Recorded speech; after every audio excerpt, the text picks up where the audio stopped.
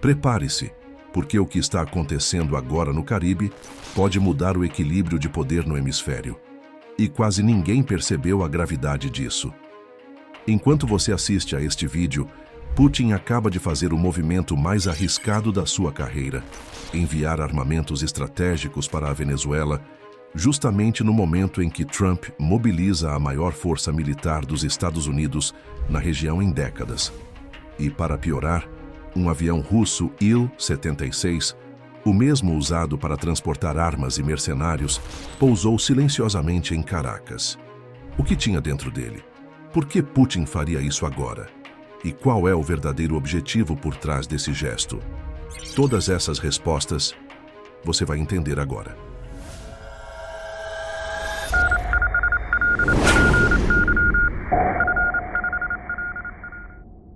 O que você está prestes a ver não é exagero nem ficção.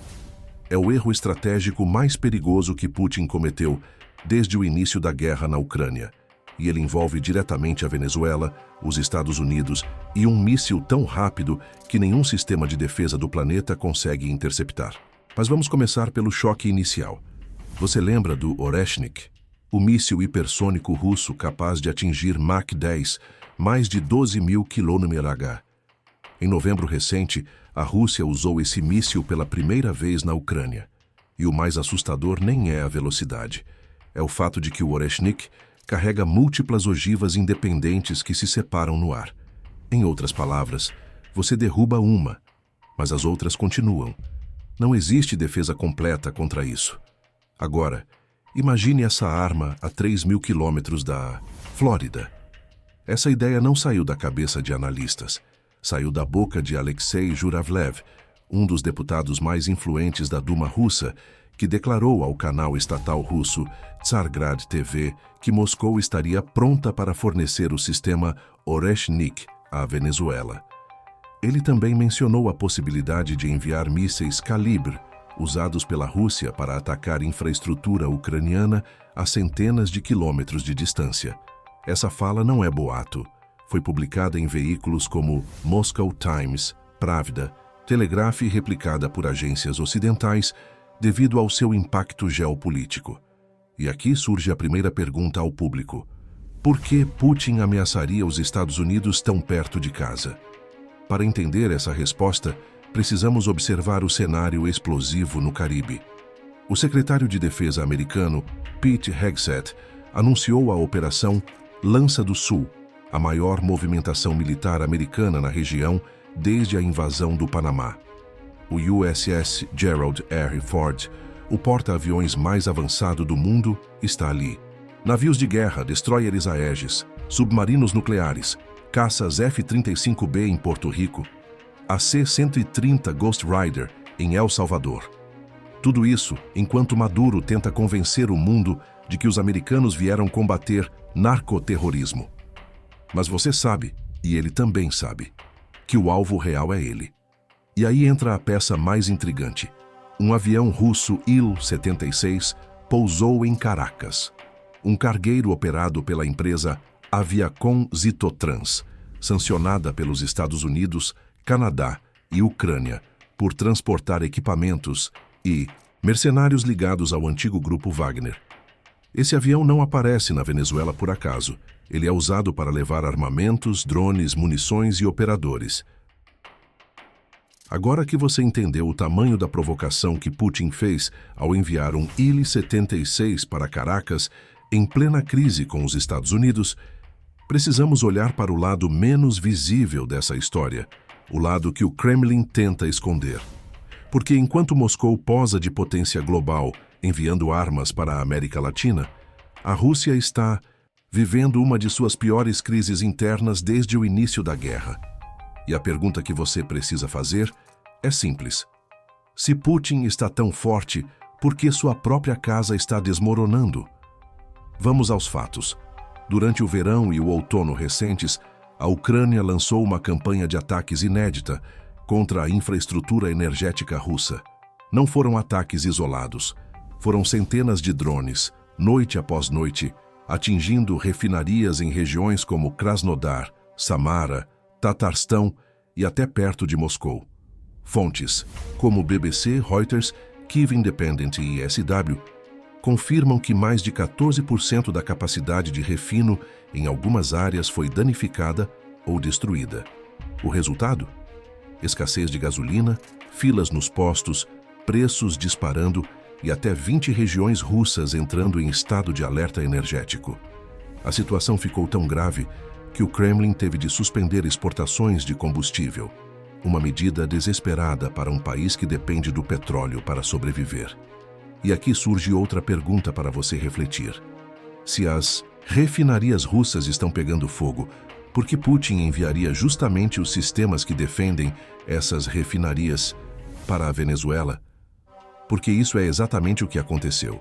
Zhuravlev deixou escapar que Moscou enviou Pantsir S-1 e Buk M-2E para Caracas.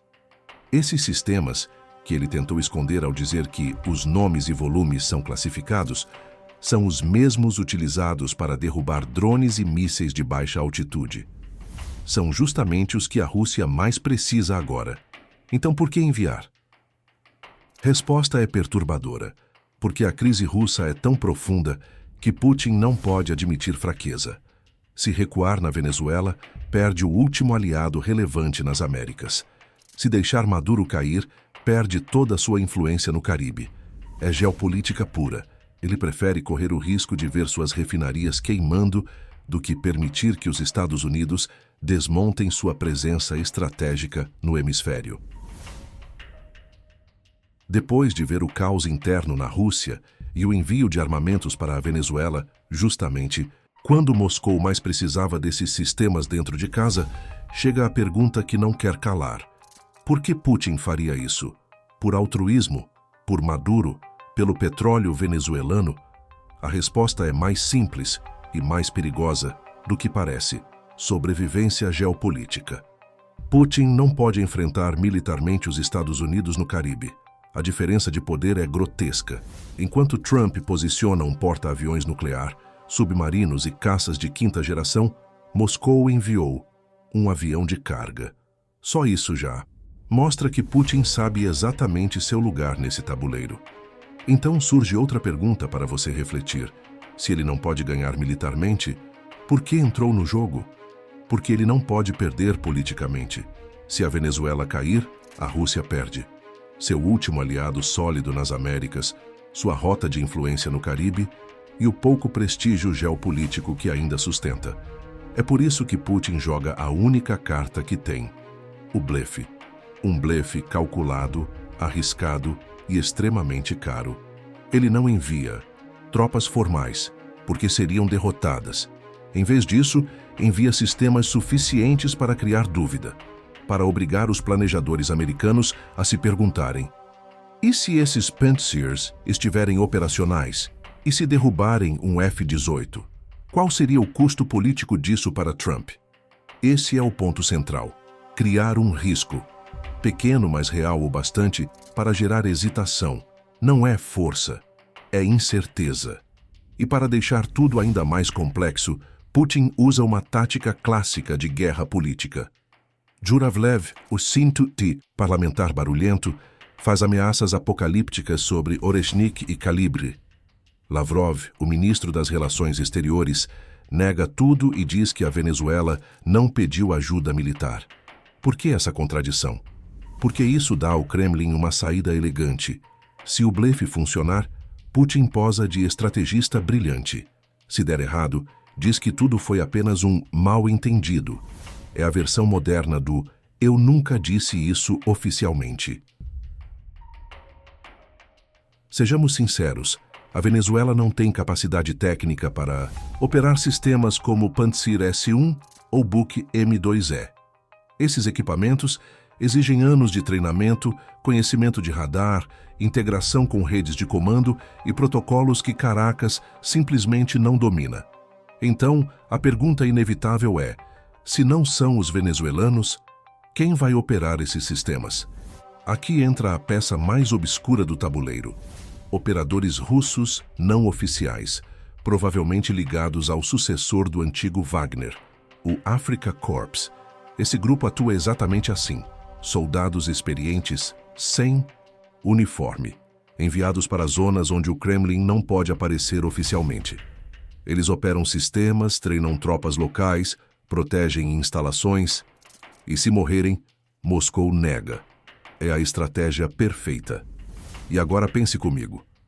O Il-76, que pousou em Caracas, usado justamente para transportar mercenários e armamentos, trouxe apenas equipamentos, ou trouxe operadores também? Fontes europeias e latino-americanas sugerem que sim. Esse mesmo modelo de aeronave já foi registrado levando drones, munições e equipes especiais para Síria, Líbia, Mali e Sudão. Não faria sentido voar até a Venezuela apenas com caixas.